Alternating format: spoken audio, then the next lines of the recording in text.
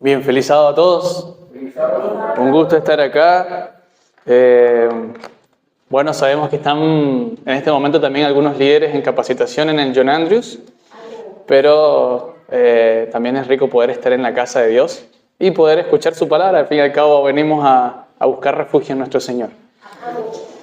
Hoy vamos a tocar un tema bien interesante. Bueno, lo estuvimos tocando un poco en la escuela sabática también, pero este tema es un tema que yo creo que todo cristiano siempre tenemos que recordar.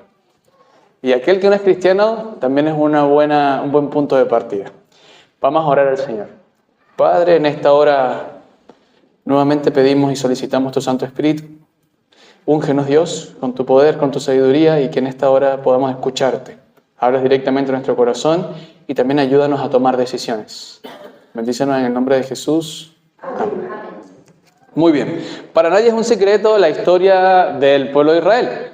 Los 40 años que estuvieron en el desierto, todos los que quizá en algún momento hemos leído la historia del pueblo de Israel, sabemos pues que pudieron haberse ido por una ruta más corta, pero el Señor los hizo pasar por el desierto por ciertas necesidades que tenían, algunas carencias también. El Señor quería que ellos llegaran a la tierra prometida, les había dicho que ahí fluía leche y miel. Yo me imagino que el pueblo se lo imaginó también, ¿no? Allí como estaban gozosos, venían de una esclavitud terrible, muchos murieron, era un asunto bien complicado. Sin embargo, el Señor les había prometido ir a una tierra distinta, diferente, llena de bendiciones. Y yo sé que a todos nos gustan las bendiciones. Yo creo que no hay nadie que diga, no, a mí no me gustan las bendiciones. A todos nos gustan las bendiciones. Y si en algún momento alguien nos dice, oye, vamos, que te voy a llevar a un lugar mejor, alguien muy ansioso, todos muy ansiosos, vamos a querer ir a ese lugar mejor. Y justamente el capítulo 8 del libro de Deuteronomio habla acerca de este tiempo del pueblo de Israel en el desierto. Y menciona ciertas características que habían pasado este pueblo de Israel, ¿no? Y bueno, quiero que me acompañen en la lectura, ahí busquen en su Biblia, capítulo 8 del libro de Deuteronomio. Capítulo 8 del libro de Deuteronomio, a partir del versículo 1. Capítulo 8, verso 1.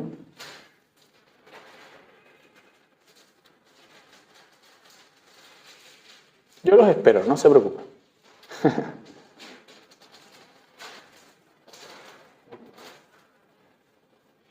Muy bien.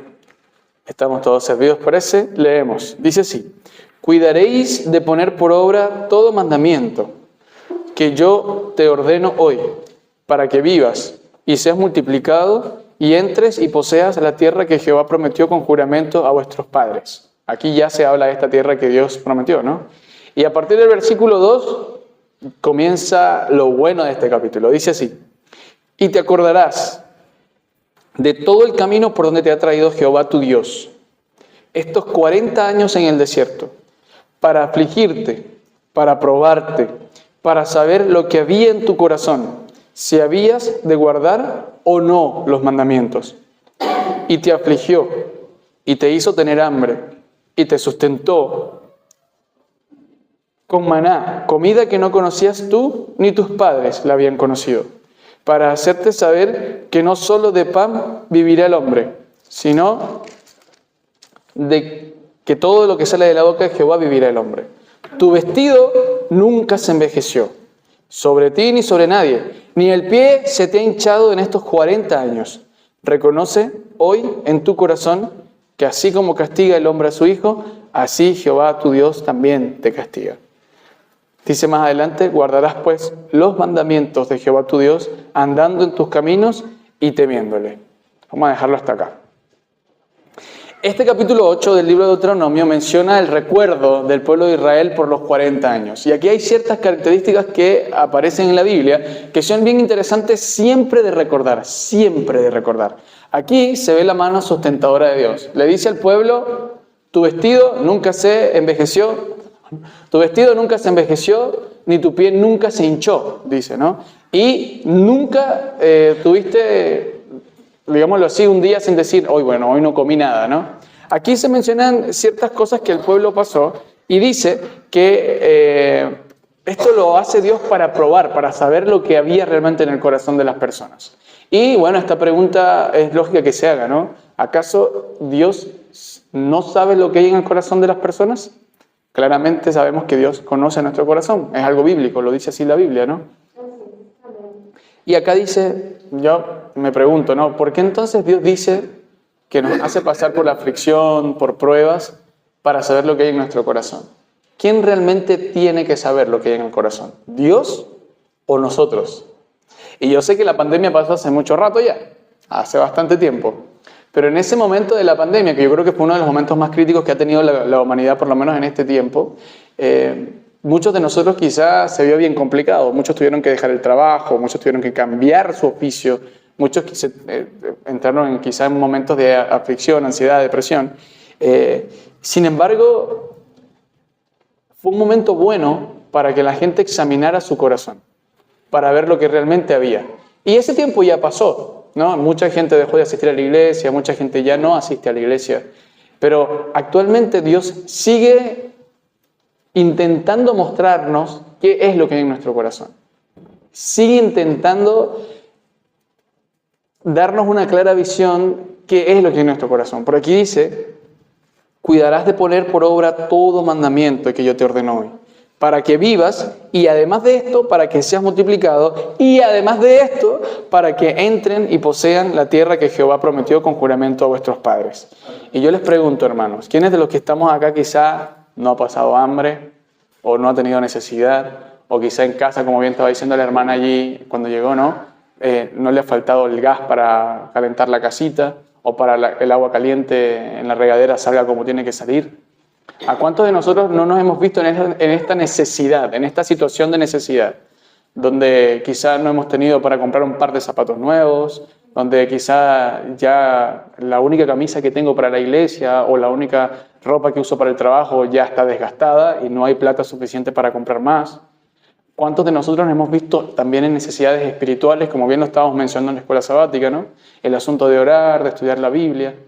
Yo creo que todos, absolutamente todos hemos pasado por esta situación, donde hemos sentado a la mesa y hemos dicho, Señor, gracias, porque de verdad no había nada para comer. O algunas otras cosas también, ¿no? Puede acabarse en la casa ciertas cosas, el jabón para lavar, etc. Y quizá eso nos hace entrar un poquito en ciertos conflictos. ¿Y saben qué? A veces como en la posición como cristianos, nos podemos poner a pensar que el Señor tiene que darnos las cosas, ¿no? Bueno, el Señor tiene que darme las cosas. Sin embargo, hay ciertas cualidades o características que deberíamos tener. Primero, poner por obra sus mandamientos en nuestra vida, ¿no? La ley de Dios debería ser para nosotros una ley también. Eso debería ser así. Y dice, cuidarás de poner por obra todo mandamiento que te ordeno hoy, para que vivas.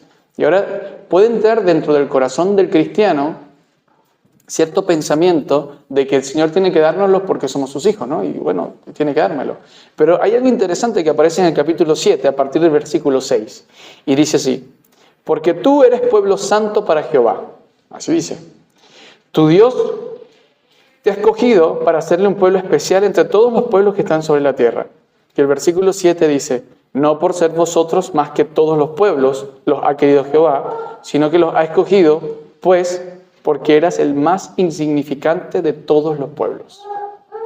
Y el versículo 8 dice, sino por el amor que Jehová te tiene y porque quiso guardar el juramento que hizo a vuestros padres, Él los ha sacado con mano poderosa y los ha rescatado de servidumbre de la mano del faraón. Es decir, las cosas que el Señor proveyó y ha provisto para su pueblo a lo largo de la historia, lo ha hecho porque Él ha querido, porque su amor se extiende para con nosotros. Y hoy en día yo quisiera hacerles una pregunta. El Señor nos manda a acordar, le manda al pueblo que acordarse o le dice, no, acuérdate de cómo yo te traje todo este tiempo. Tu pie no se hinchó nunca con el mismo calzado que tuviste. Tu ropa no se envejeció sobre ti y yo te sustenté con comida. Entonces la pregunta que me surge a mí cada vez que yo leo este capítulo es, ¿qué me tiene que hacer recordar a mí Dios para hacerme saber que ha estado conmigo y que se mantiene conmigo? ¿Cuántas veces Dios ha provisto para mi casa, ha provisto para mí, que yo tengo que acordarme para Él nuevamente decirme que ha estado conmigo?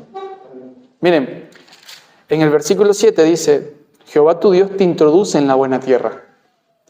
Tierra de arroyos, de agua, fuentes y de manantiales, que brotan en vegas y montes. Tierra de trigo, cebada, de vides, higueras y granados. Tierra de olivos, de aceite y de miel. Tierra en la cual no comerás el pan con escasez, ni te faltará nada en ella. Tierra cuyas piedras son hierro, y de cuyos montes sacarás cobre. Y comerás y te saciarás, y bendecirás a Jehová tu Dios por la buena tierra que te habrá dado. Hermanos, ¿saben que yo tenía mucho tiempo que no estaba? Bueno, yo estuve todo este tiempo en Chillán, en Las Mariposas, donde está la universidad.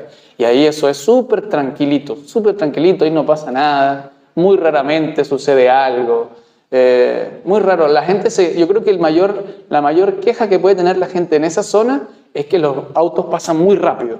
Y hay mucha gente en bicicleta, mucha gente en patineta, entonces es un peligro porque obviamente hay muchos niños también, está el colegio y salen muchos niños. Entonces yo creo que la mayor queja que alguien pueda tener allí, además del frío o del calor, es que los autos pasan muy rápido. Entonces, claro, uno como que va perdiendo la perspectiva de la realidad en ciudades más grandes o en lugares quizás que están en otra situación, ¿no? en otra realidad. Y cuando volví acá a Santiago, por la práctica, que justamente me tocó esta zona de Recoleta, yo le comentaba al hermano que yo vivía acá en Santiago antes de irme a Chillán 5 años. Estuve viviendo cerca de Irarrázaval. Yo le dije que estuve trabajando en Renca, pero que nunca había venido para esta zona. Y estando visitando con los instructores bíblicos, yendo a dar estudios bíblicos, ¿no? Uno se va encontrando las realidades de la zona. Uno se va dando cuenta de cuál es la realidad de la zona. Y justamente el grupo El Shaddai, ¿no? Donde están allí, es una zona que me parece que es bien vulnerable. Hay mucha gente drogada alrededor, hay mucha gente que está en condiciones bien críticas que, no les miento, al principio me sorprendí bastante y me hizo recordar un poco cuando vivía en Venezuela, estuve un tiempo trabajando también en una zona bien vulnerable y me dije, no, para mí mismo, tenía tiempo que no veía esto, tenía mucho tiempo que no lo veía. Y me impactó de cierta manera. El asunto es que el Señor es tan bueno que siempre nos hace estar en una situación donde, sin duda alguna, para salir de ella o para estar bien en esa situación, uno tiene que agradecerle o estar ahí aferrado, ¿no? Y el pueblo de Israel no fue la excepción. Estos 40 años que tuvieron el pueblo de Israel, para hoy, obviamente es una enseñanza para nosotros. Hoy uno dice, este pueblo que sí fue terco, que veían a Dios y Dios les hablaba, ¿no? Y el pueblo siempre hacía cosas que no debían. Y hoy en día, para Dios nosotros también es una realidad. Porque, hermanos, ¿cuáles de nosotros quizá acá no ha pasado por problemas de dinero? ¿O cuántos de nosotros que estamos acá quizá no ha tenido en casa un día, la nevera vacía, nada que comer?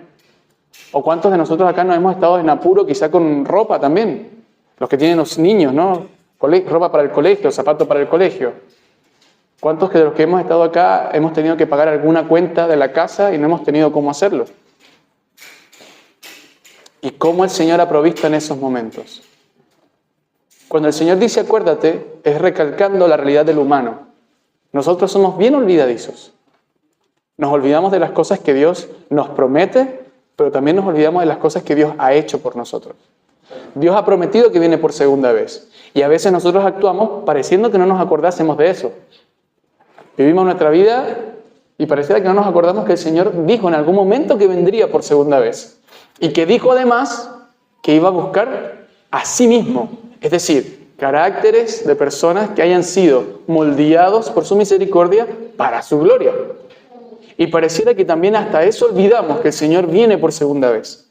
A veces pareciera que olvidamos que venimos a la iglesia porque esperamos a Cristo por segunda vez. Y vivimos una vida quizá un poco más ensimismados en nuestros problemas. Y yo le digo, hermano, es una realidad para todos, ¿eh? No lo culpo si es que usted se preocupa por sus problemas, porque todos nos preocupamos por nuestros problemas. El asunto aquí es que el Señor está en un constante acuérdate. Oye, acuérdate cómo te he traído. Y a mí me gustaría que hiciéramos un ejercicio ahora. Acuérdese de ese momento más crítico de su familia. Pudo haber sido por una enfermedad, pudo haber sido porque no tenía comida, pudo haber sido porque les faltó alguno de los servicios, agua, luz, gas, lo que sea.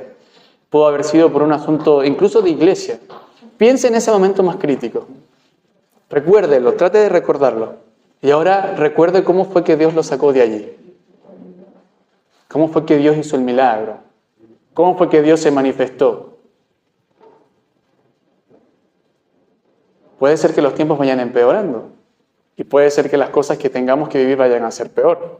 Ya sea a nivel familiar, personal, laboral, como iglesia también, como hijo de Dios también.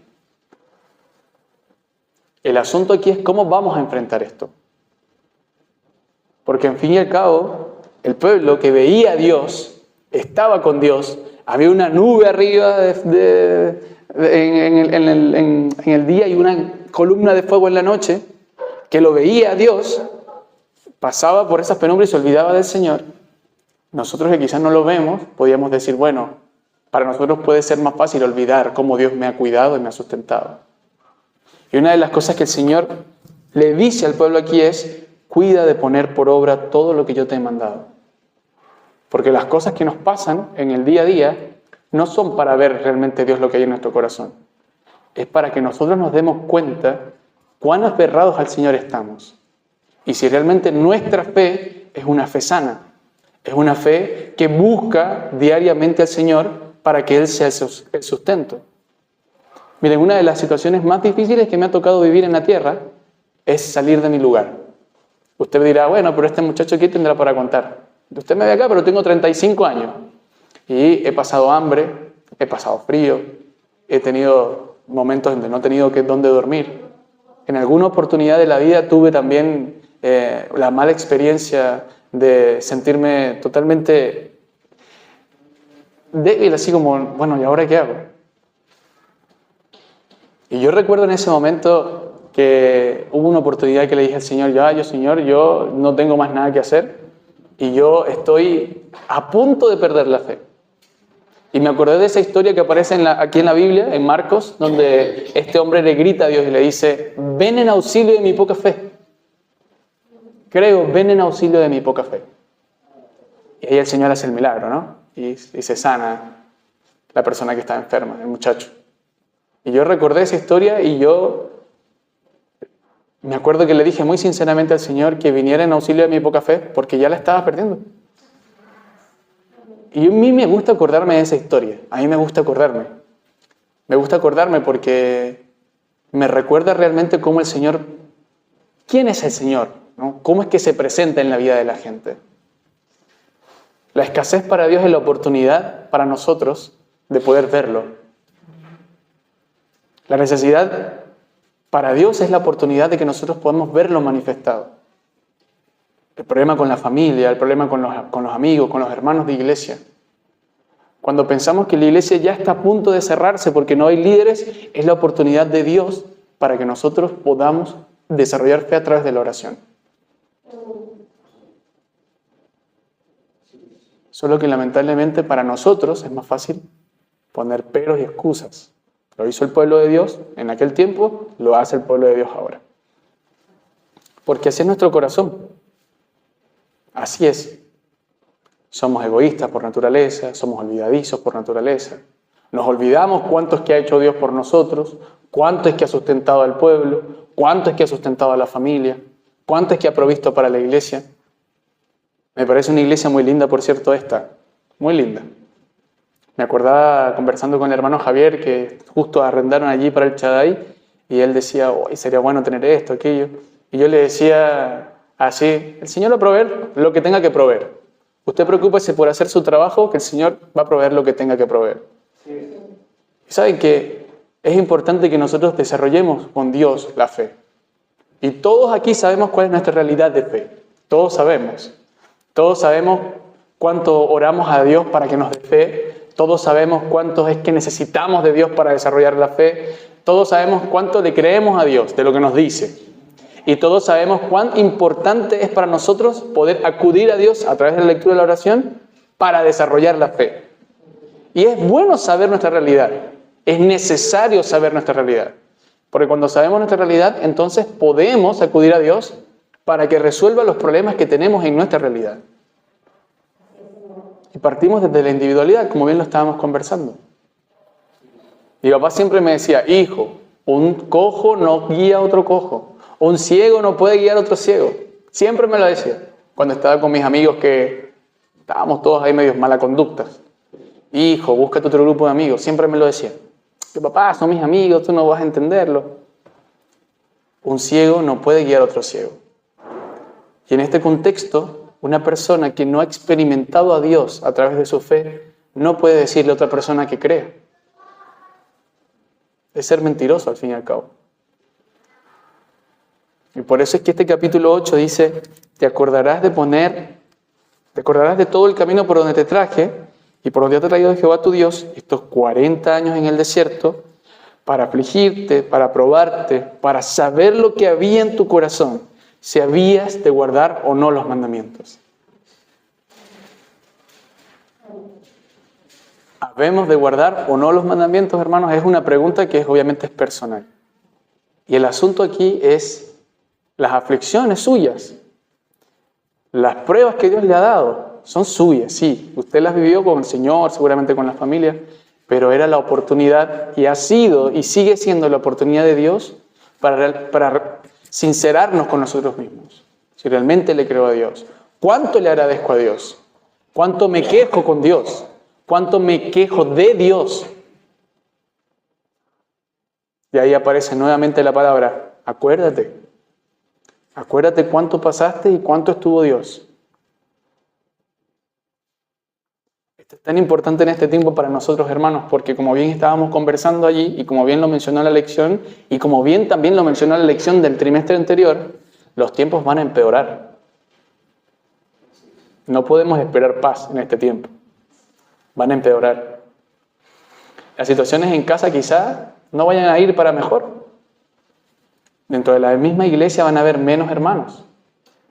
Cada vez hay menos colportores, cada vez hay menos obreros, cada vez hay menos voluntarios. Porque esa es la realidad del pueblo de Dios.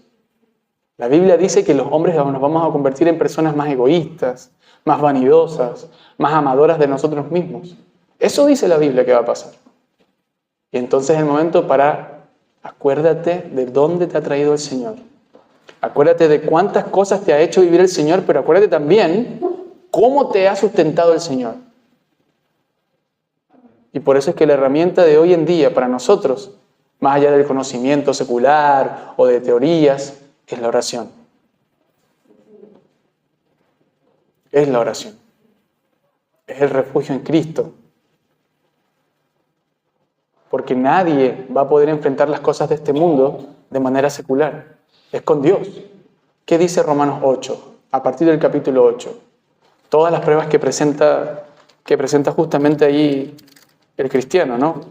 Es algo que dejó escrito Pablo con mucha experiencia, porque Pablo sí que pasó dificultades. Estuvo ahí huérfano, le apalearon, le pegaron, casi lo matan.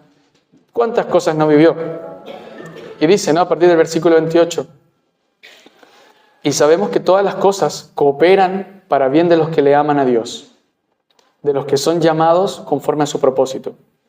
Porque los que de antemano conoció, también predestinó a ser modelados conforme a la imagen de su Hijo, para que Él sea el primogénito de entre muchos hermanos. Y a los que predestinó, a estos también llamó. Y a los que llamó, a estos también justificó. Y a los que justificó, a estos también glorificó. Y ahí parte la pregunta. ¿Qué pues diremos a esto? Si Dios está por nosotros, es un versículo que no sabemos de memoria, ¿no? Si Dios está por nosotros, ¿quién contra nosotros? El que no eximió ni a su propio Hijo, sino que lo entregó por todos nosotros, ¿cómo no nos dará también con Él todas las cosas? ¿Quién acusará a los escogidos de Dios? Dios es el que justifica. ¿Quién es el que condena? Cristo es el que murió, más aún el que también resucitó, el que además está a la diestra de Dios, el que también intercede por nosotros. Y esta pregunta, hermanos, ¿quién nos separará del amor de Cristo? Tribulación, angustia, persecución, hambre, desnudez, peligro, espada. Como está escrito, dice Pablo, por tu causa somos muertos todo el día. Somos considerados como ovejas en matadero. Pero en todas estas cosas somos más que vencedores por medio de aquel que nos amó. porque estoy persuadido que ni la muerte, ni la vida, ni ángeles, ni principados, ni potestades, ni lo presente, ni lo porvenir, ni lo alto, ni lo profundo, ni ninguna otra cosa creada nos podrá separar del amor de Dios que es en Cristo Jesús, Señor nuestro. Nada, hermanos, absolutamente nada, porque el Señor ya ha vencido y su necesidad es la necesidad de Cristo también. Mi necesidad es la necesidad de Cristo también.